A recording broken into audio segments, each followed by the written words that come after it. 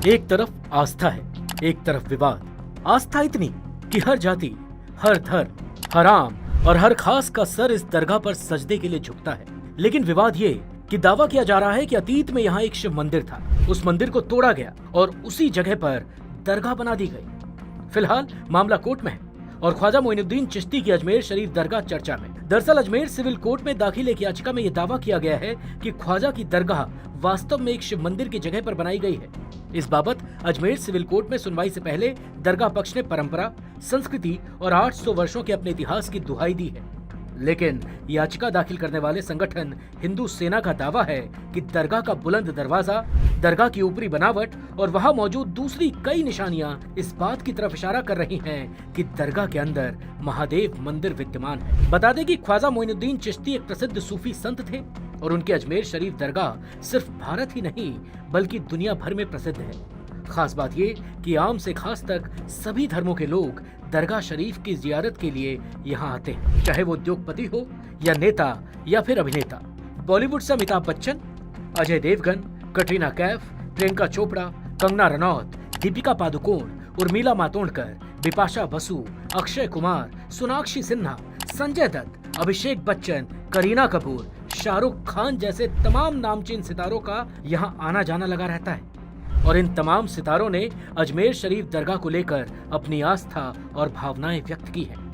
लेकिन साल 2014 में फिल्म हैप्पी न्यू ईयर के प्रमोशन के दौरान सुपरस्टार शाहरुख खान ने एक इंटरव्यू के दौरान अजमेर शरीफ दरगाह को लेकर चमत्कार की एक ऐसी कहानी साझा की थी जिसे सुनकर आप भी हैरत में पड़ जाएंगे।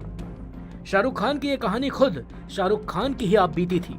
बकौल शाहरुख खान ये बात उन दिनों की है जब शाहरुख स्टार नहीं थे बल्कि फिल्मों में जगह बनाने के लिए संघर्ष कर रहे थे। उन्हीं दिनों उनकी मां की तबीयत भी नासाज रहने लगी थी। शाहरुख कहते हैं कि मेरी मां की तबीयत ठीक नहीं थी। अपनी मां के लिए दुआ करने मैं उनके साथ ही अजमेर शरीफ दरगाह गया था। मेरी अम्मी ने सारे पैसे संभाल कर रखने के लिए मुझे दे दिए थे। कुल 5,000 रुपए थे, लेकिन पता नहीं कब कैसे वो 5,000 रुपए मेरी जेब से चोरी हो गए या गिर गए, मुझे पता नहीं चला। रिवायत के मुताबिक हम मन्नत मांगने के लिए चादर चढ़ाते हैं। जब हम चादर लेकर चढ़ाने के लिए जा रहे थे तब अचानक जब जेब पर मेरा हाथ गया तो मुझे पता चला कि मेरा पर्स गायब है। मैं परेशान होकर इधर उधर अपना पर्स ढूंढने लगा तो वहीं पर सामने एक फकीर बैठे हुए थे। उन्होंने अचानक मेरी तरफ देखकर कहा कि कुछ गुम गया है क्या? मैंने कहा जी। फिर फकीर ने कहा 5,000 रुपए गुमे हैं क्या?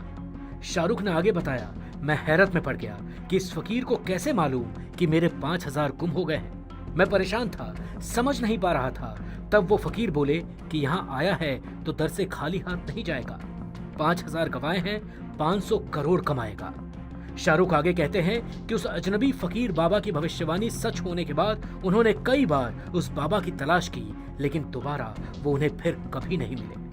बकौल शाहरुख खान, मुझे आमतौर पर इस तरह की बातों पर यकीन नहीं होता है क्योंकि हम सब पढ़े लिखे लोग सोचते हैं कि ऐसा होता नहीं होगा, लेकिन ये मेरे साथ हुआ है।